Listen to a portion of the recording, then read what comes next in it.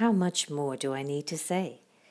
It would take too long to recount the stories of the faith of Gideon, Barak, Samson, Jephthah, David, Samuel, and all the prophets.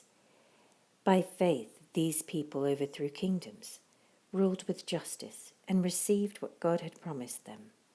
They shut the mouths of lions, quenched the flames of fire, and escaped death by the edge of the sword. Their weakness was turned into strength. They became strong in battle and put whole armies to flight. Women received their loved ones back again from death. But others were tortured, refusing to turn from God in order to be set free. They placed their hope in a better life after the resurrection.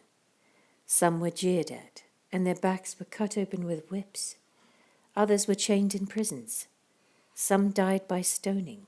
Some were sawed in half, and others were killed with the sword.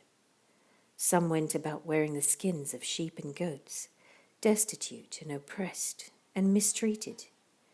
They were too good for this world, wandering over deserts and mountains, hiding in caves and holes in the ground.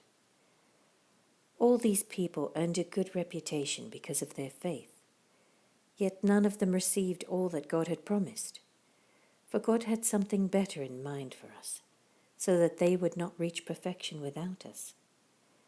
Therefore, since we are surrounded by such a huge crowd of witnesses to the life of faith, let us strip off every weight that slows us down, especially the sin that so easily trips us up. And let us run with endurance the race God has set before us. We do this by keeping our eyes on Jesus, the champion, who initiates and perfects our faith. Because of the joy awaiting him, he endured the cross, disregarding its shame. Now he is seated in the place of honor beside God's throne. Think of all the hostility he endured from sinful people. Then you won't become weary and give up. After all, you have not yet given your lives in your struggle against sin. And have you forgotten the encouraging words God spoke to you as his children? He said, "My child, don't make light of the Lord's discipline, and don't give up when he corrects you. For the Lord disciplines those he loves, and he punishes each one he accepts as his child."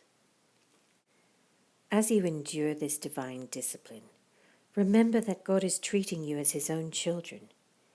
Whoever heard of a child who was never disciplined by its father?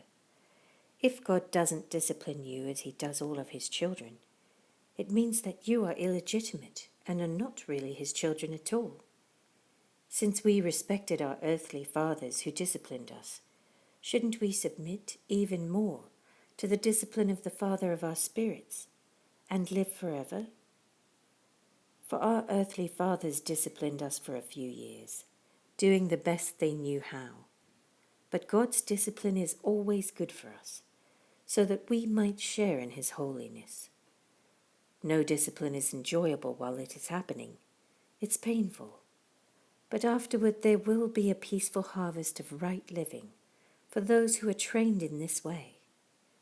So take a new grip with your tired hands and strengthen your weak knees. Mark out a straight path for your feet, so that those who are weak and lame will not fall, but become strong.